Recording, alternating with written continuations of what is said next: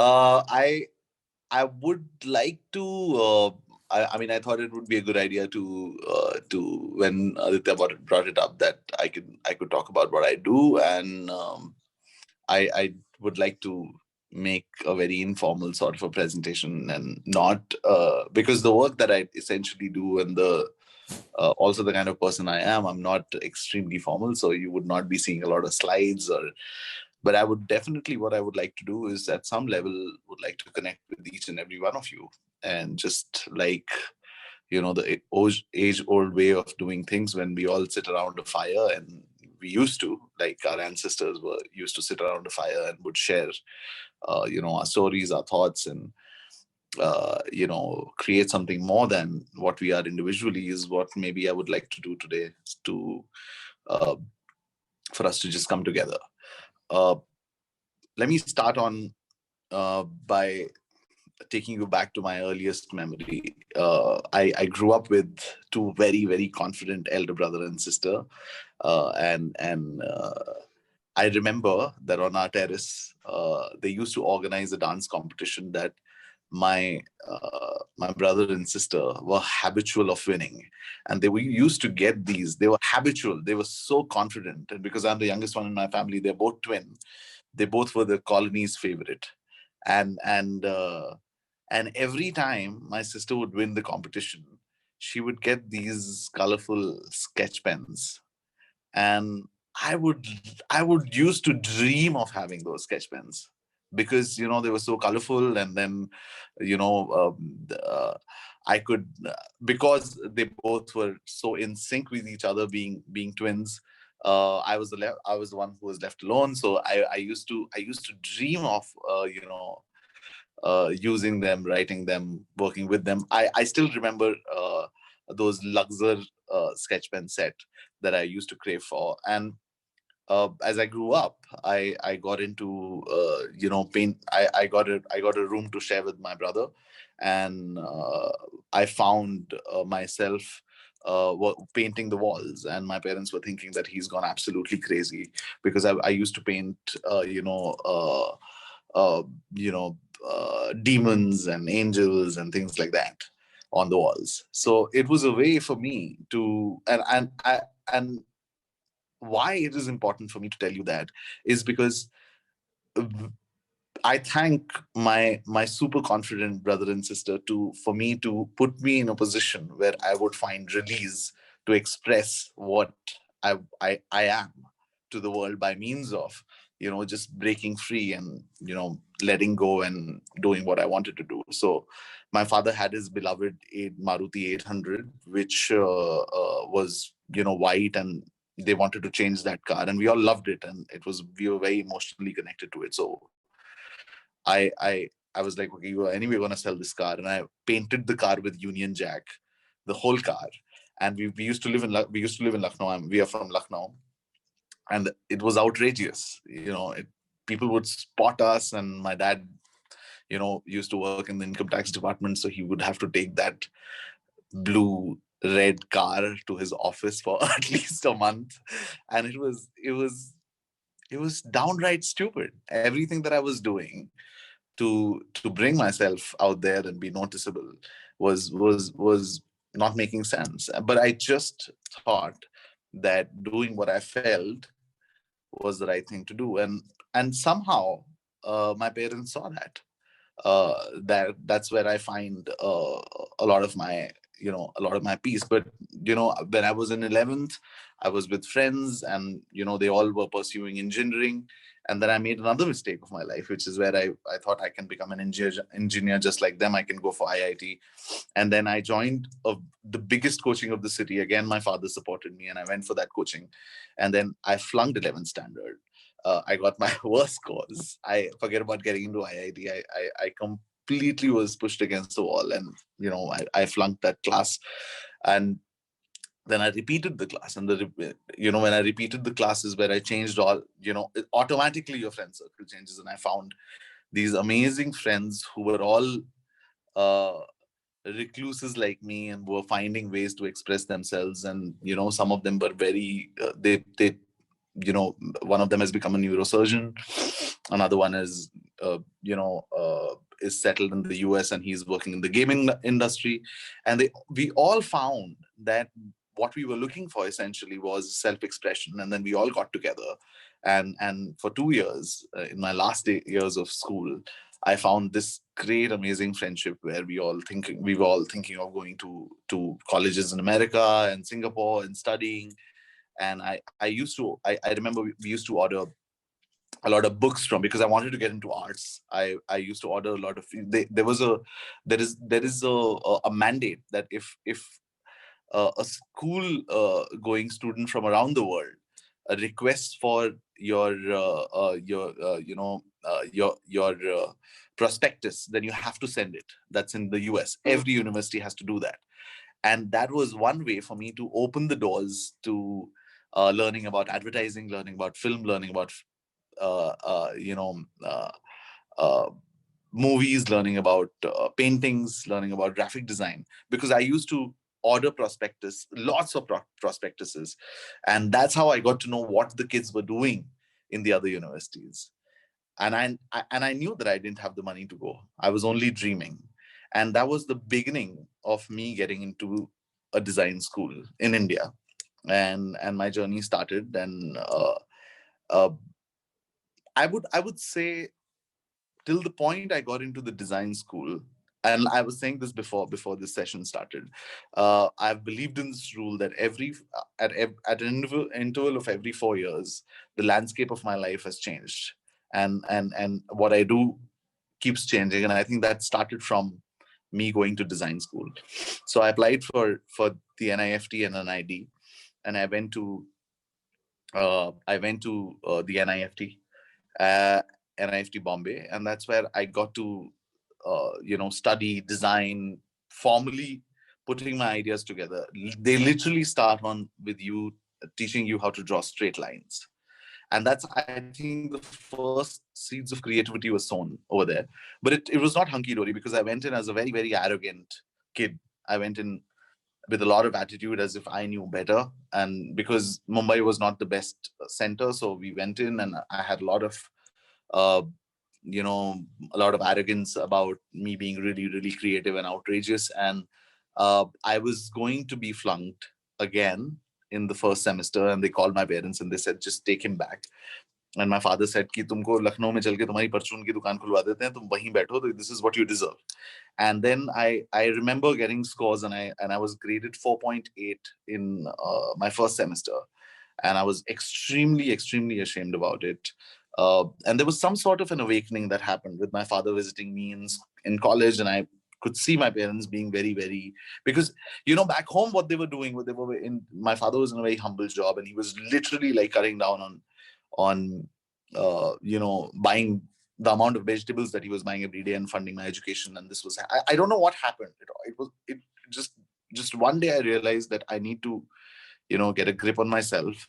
And then uh, I maintained a score, and I thought that I need to unlock this. And then from semester 1 came semester 2, when I went from 4.8 to, and not that scores matter, but my scores kind of grew up, and I topped all the NIFT centers, the 12 NIFT centers in semester 6. Uh, and we were doing a course called fashion communication, which was a fairly new course. And uh, and then I stayed there as the topper throughout. So I would, again, it doesn't matter, because the 4 years were over, and there was a reset button, and I was back on zero. Because college में तो हर कोई खलीफा बन जाता है कि मतलब you've done a great job. Now what? You come out in the real world, and there is no place for you. You go to everybody and you try to find a space, but you don't get it. And then because it was a fashion college, I thought a great way for me to, and I was I was in the organizing committee when I was in the last year of college. And then what I was essentially doing was putting together a lot of fashion shows, because we were in the National Institute of Fashion Technology. So I got into the Lakme Fashion Week. I started organizing events, and that's how I got my first job in Compass events. And then I did events for about again an interval of about 3.5 years. And I realized during that journey of doing events that there was a very key part of every event when you go to, which is where, which is a tool that you guys were also using, of presentation, which is called the audio visual format. And back then there was no Facebook, no Instagram, nothing, and the value of video was a lot. We had to make these very interesting sort of AVs where we would put pictures or clips or edits together in my events job to make the AVs come alive. Also, uh, the AVs were great ways to communicate and evoke emotion and create discourse. And again, without knowing, and you can never join the dots going forward. You can always join dots going backwards. You would not know what you are doing for what. And when I got into events, I never knew that I'm going to get into direction. And like I was saying before, I have never been able to plan my life. It's not been organized. It's not been a corporate ladder. It doesn't work like that at all. And I found AVs to be a very interesting space to be in, where I was taking a lot of it. And then that's where I realized that when you put when you look at uh, classic paintings, they also tell you a scene. When you look at sculpture, it tells you a scene. And the growth of AVs was going in a direction where it was evolving in all the 3 years when I was there. The way they were presented, first they were presented on smaller screens, then on bigger screens, and then on live casting. All of that was happening. And then along came one of my clients in when I was doing events was from the Walt Disney, and he was moving from Walt Disney to MTV. And he said, I'm setting up a team in MTV. Why don't you come along? So I said, what am I going to be doing? He's like, I'm going to, and I had organized events for him in Walt Disney. And he said, I think you could do this and you could do that. And it's going to be very, very exciting. So why don't you come and join me? And I said, wow, this is great. And I made the shift. And I, of course, pissed off a lot of people because it was literally poaching. But I was like, there's no way stopping, because if MTV is calling, you better go. And MTV used to be very, very cool back then. And I was young, and I believe I'm still young, but I think I was the MTV young, so I got in and I went in, and then I thought I'm on top of the world, but bang, I was in MTV, and the profile that they had given me was very challenging, where I had to order equipment and take care of costing, and the most uncreative job. And here was a boy who used to love sketch pens, and his dreams were getting crushed. And I was like, I can't do this. This is the best place, but I'm not doing the best thing, and I better quit. And I didn't think twice. And after I think a month and a half, I got a call from one of the VJs to arrange some coffee for him. And I said, I can't do this. And I quit. And, but, when I quit, something very cool happened, that the head of MTV, the channel head, came along, and I was just walking, and he put his arm around me and he said, why are you leaving? You're a cool guy. What's wrong with you? You're honest. And he had interviewed me for the job. He said, don't leave. I'm going to figure something out for you. So I said, but I have to go. I can't be ordering people's coffee and taking care of breakfast. Though, I mean, I respect people who do that in the hospitality industry. I definitely do, but that's not my place. I don't want to do that. So he asked me, what do you want to do? I said, I've gone to, and MTV used to have this floor, they had a small floor where they would do all their shoots, and all the cool VJs would come. And I had, you had Amitabh Bachchan coming in and shooting for us, and Vidya Balan, and, Amir Khan. All of them would come for their promotions and would sit with VJs, and the VJs were really cool, dressed in very cool clothes. And I would be like, I want to direct them. I want to direct these people. I want to tell them what they have to do on camera. And I want to work. And I have got no formal education of writing or direction or any of that. But what I have is that the want that I want to sit on the chair and I want to tell them what to do. And I know that how I can evoke emotion. And he said, this is crazy, but because we are a 24-hour channel, maybe you should impress some seniors in creative. And then they shifted me to creative, where I was bullied a lot. I was bullied so much. It was unbearable for me to sit there, because they said, you know what? You don't deserve to be here. You're coming from production. You're the guy who orders coffees. You're not going to sit here. You're not going to tell us, what to do. But slowly and gradually, I started making my friendships, and I started putting small nuggets of content, and I wrote 17 scripts, a total of 17 scripts I pitched to them, out of which they chose one.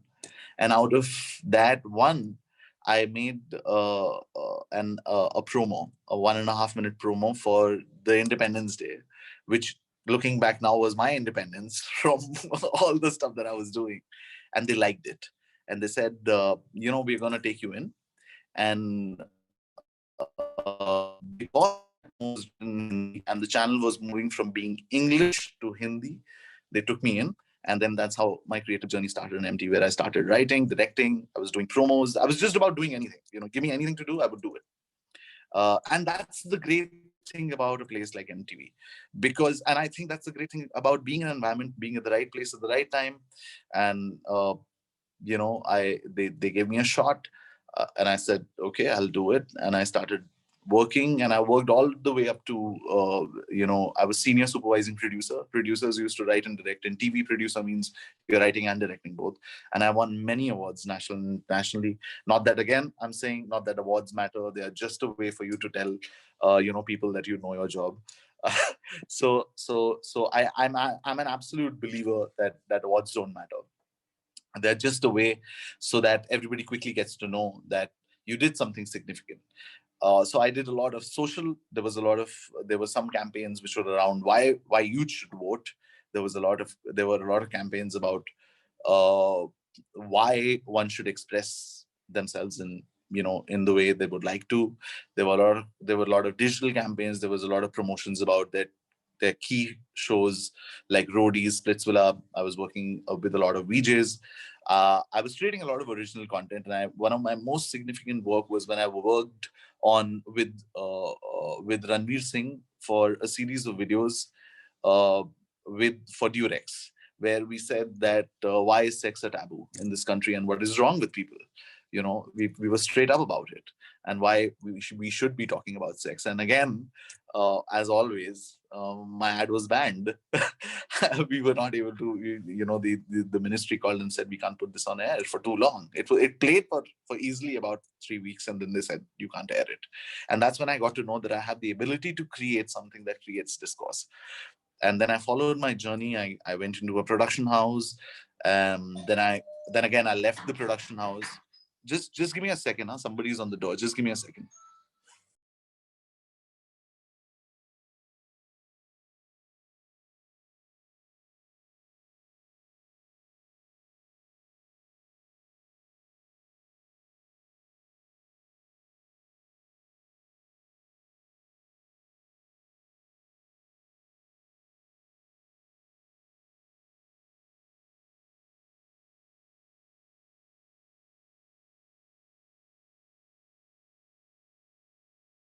I'm so sorry. I'm in a hotel and my family is here, so they were. So where was I? Yeah. So I got into the production house game, and then I became an independent director. After that, again, I quit the production house. I could not. There were a lot of foundation about doing this script and that script. And I became an independent director. I have now started my own production house where I do advertising films. I'm working on a feature also, inshallah. If everything goes wrong or right, we'll be able to make it and we'll be able to put it out there. I've been in my journey. I've met all kinds of people. I've been with great, amazing actors. I've been with uh, great professionals who are very, very experienced. I've always gone in thinking that I know less, and my team and the people I'm going to interact with know more, and there is a lot to learn, and I'm still learning. And I strive to know more about cinema. I strive to know a lot more about expression. I strive to know a lot more about film, and the only way look at film is, and I remember the speech from Akira Kurosawa when he received his Lifetime Achievement Award, and I think it's so true. The Japanese director, I think his work is great. It's phenomenal. And when he got the Lifetime Achievement Award from the Academy Awards, he said, "I'm still learning." And I was like, if you are learning, then what am I doing? And I keep that by my side. And there's another quote by Rumi which says that yesterday I was clever, and I was correcting the world. Today I'm wise and I'm correcting myself. And I stand by those to remind myself that I'm vulnerable and I know nothing. And that's how I'm continuing on my journey on telling stories about making films, working with people, just letting somebody have a bit out of the human experience. I draw a lot from my family and the times that I spend with them, because that is my my pool that I go back to of emotions. I always go back and I think of my experiences as a kid, as an adolescent, as a, as a grown up, as to who would do what, because essentially we are borrowing from life to create life on screen. So that's what I do. And over to you guys. I hope this was not too long. I don't know how much time. Yeah, it was long. Sorry. But I'm open to thoughts and ideas from you all now. Yeah. It wasn't long. It wasn't long actually. Yes. Overfeel so. So Yes. actually, Sizil, I have to say this to you, that even those few seconds or about a minute that you stepped out, there was pin drop silence because we were still absorbed in that story that you told us. And I must tell you this, that I have just come out of the book that is Braving Wilderness, and the sense of belonging and how much we want to belong, and the importance of belonging by being ourselves has been so beautifully once again been explained to us by your story. And hats off to you. I think I can very safely say that you are actually braving the wilderness. You're living your life, and all the best to you. More power to you and more strength to you for doing what you're doing. Just live the life the way you're doing. Can I just add a word in here, Kanchan, to what you've just mentioned on Braving the Wilderness? Yes. I also read the book and I couldn't participate for long in the meeting yesterday, but I thought of another angle to the way he spoke today. He actually bared his soul, absolutely candid. No, didn't play the typical set pattern of sticking to a perceived image that a guest speaker should have, hiding the corners and weaknesses. He actually brought out the full power of vulnerability as a live example, straight away admitting whatever he faced in the 11th standard and whatever GPA he got at one time. But that was vulnerability that drew us all together to him. It inspired more confidence to hear him out.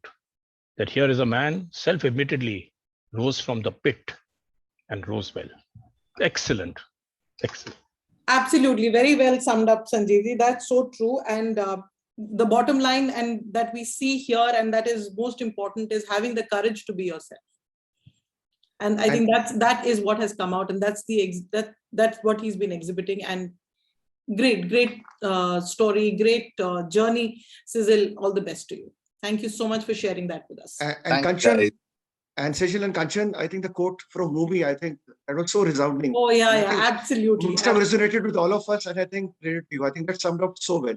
Sizil, we at Reciprocity, each one of us believe that we are still learning. We are all students, no matter the age, stature, business, industry we are a part of, we are all learning. And I think that's one thing that binds all of us very well here, is that we are just all very hungry to learn. Learning agility being the highest binding factor in this place. Addy, you have something to say, please. And thank you so much, Addy, for introducing Sizil to us. I'm so glad that he is here. Absolutely. And Sizil, I have to tell you this, that when I spoke to you the other day and I asked you, what are you going to speak about? I think it was the way you spoke to me that I didn't have a doubt that what you're going to speak about. Although I did tell Addy, I said, do have a word with him, because he sounded a little confused on what to speak. But I think you did a great job. And the proof of the pudding lies in its eating. You can see Saloni is back on camera with a Monday morning smile as a direct result of this excellent presentation. Yes, Andy. Yeah. So Sizil, thank you for sharing your story and giving us a perspective of, like how you overcame all the obstacles. My question to you is particularly, it's a little technical about the creative process. Now, like there is always this distinction between when we talk the left brain and the right brain, or the creative process versus a very, let's say, robust data-driven decision making, specifically in marketing, right? So, like, how do you deal with, let's say, partners or clients that you're working with who come up with feedback saying, "Feel nahi aa rahi, maza nahi aa raha," because it goes into a very, very subjective zone then, and then it's just my opinion over yours. So how do you kind of go about it, manage expectations and set some guardrails in the creative process to ensure that every person and every stakeholder is aware of the outcome that you are delivering as an art film director? No, I mean, see, if I'm getting your question right, I think what you're saying is that you're saying two parts of it. That I tell you, human emotions can't be measured.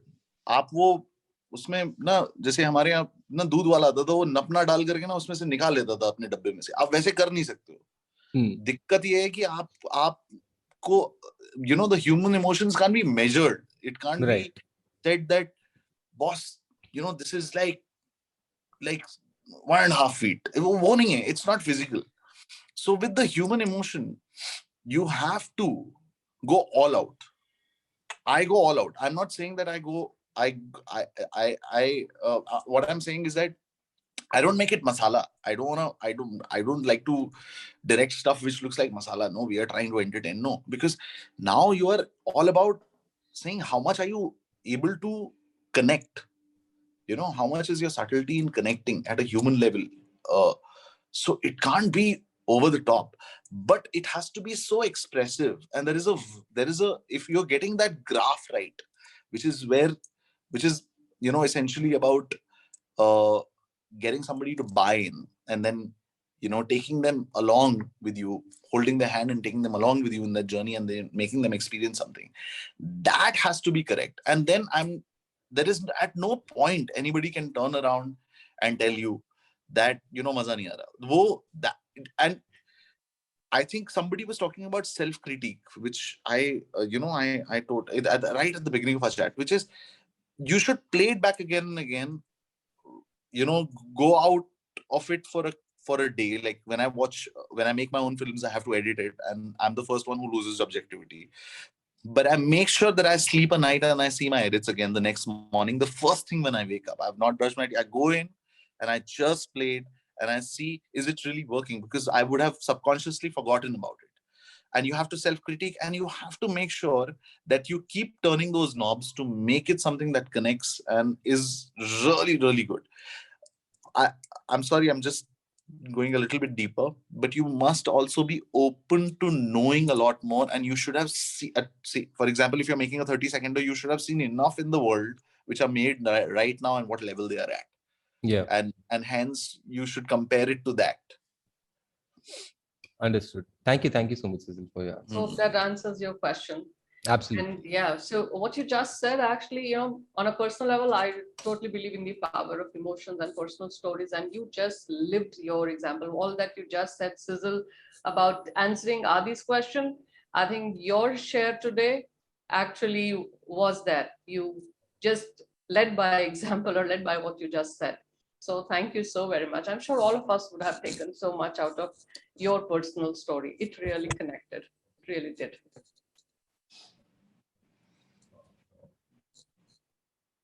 So thank you for the certificate. Yes. If anybody has any questions, please shoot away. I'm very happy to chat, and I know that we are exceeding time and all that, but I'm just saying, if a quick question is okay, but should be a quick one.